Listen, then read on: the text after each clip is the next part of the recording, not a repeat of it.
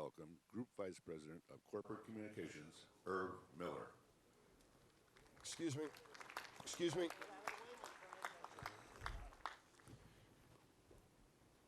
Good morning, ladies and gentlemen.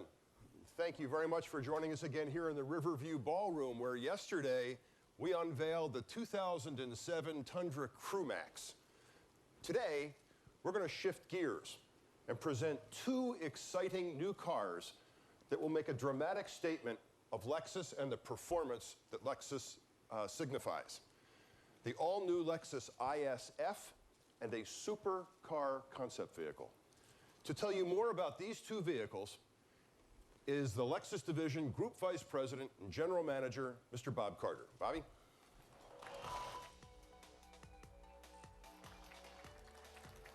Thank you, Irv, and good morning, everyone. Welcome to day 2 of what has become the industry's most important and exciting annual auto show. Now, as Irv just mentioned, we're especially pleased that you could join us today because we have not only one, but 2 special vehicles we'd like to present to you today. They're very different vehicles, but to be sure, they come from the same DNA, they come from the same design philosophy, and they have the same heritage. And while their purpose isn't to dispel myths or present different counterpoints of view, that is in fact exactly what these cars do. We realize to some that Lexus vehicles are perceived simply as mainstream luxury vehicles. But today, we're going to change those perceptions and introduce a new Lexus mark. The mark is the Lexus F. Now, most people may not know that when the idea of Lexus was first conceived 20 years ago, the project was internally coded Circle F. The Circle F designation evolved into the name Flagship 1, or F1, which became our very first car, the LS. Since then, F has signified a special vehicle program within the Lexus corporate development system. And these are vehicles that needed to venture down unique paths with different standards than our other vehicles. Which brings me to the first of 2 new F-designated cars that we're going to show to you today. You first saw the LFA, an exercise of defining the supercar concept at this show 2 years ago.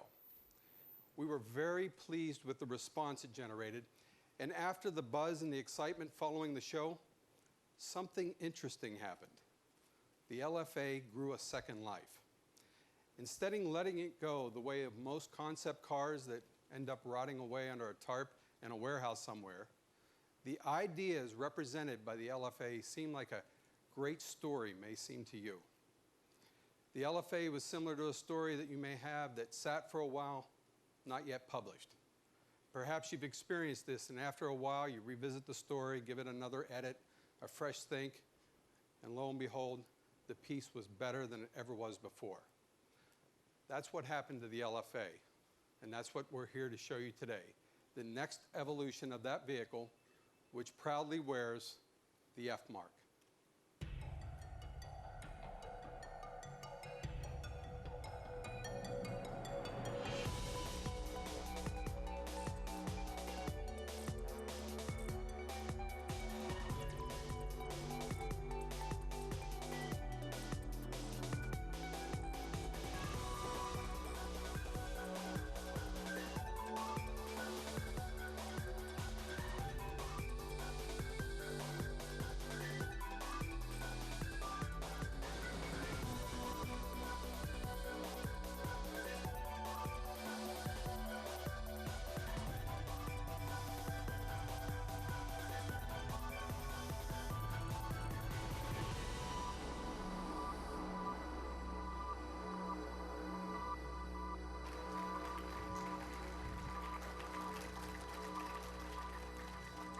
Wow, thank you.